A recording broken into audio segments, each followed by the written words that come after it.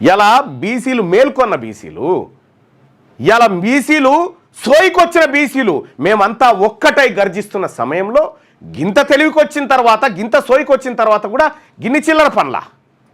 అందుకోసమే బీసీ ప్రజలారా ఒకే ఒక్కటి గుర్తుపెట్టుకోండి, ఈ అగ్రవర్ణ పార్టీలు, అగ్రవర్ణ మీడియా, అగ్రవర్ణ నాయకులు, అగ్రవర్ణ దోపిడీ కాంట్రాక్టర్లు, దొంగలు, వీళ్ళేవి కూడా మనవి కావు.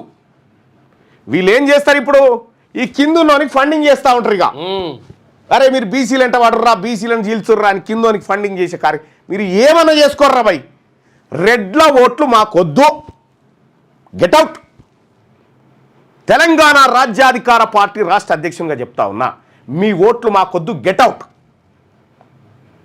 మా ఇళ్ళ కాడికి వస్తే మీరు చేసుకున్న సంబరాలు ఉన్నాయి కదా, ఆ సంబరాలను చూపెట్టి మాట్లాడతాం, సమాధానం చెప్తాం.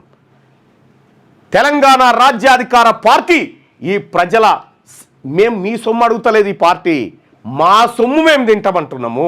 మీ పావుషేరు మీరు తిన్నప్పుడు మా పావుషేరు మాకు దక్కాలని చెప్తున్నాము. ఏం మీ ఇళ్ళకి తోడుకొచ్చి ఇవ్వమంటున్నామా? లేదే. కాబట్టి బీసీ ప్రజలారా, మన కోసం, మన ఆత్మగౌరవం కోసం, మన వాటా కోసం, మన అధికారం కోసం తెలంగాణ రాజ్యాధికార పార్టీ వచ్చింది మన ముందుకు.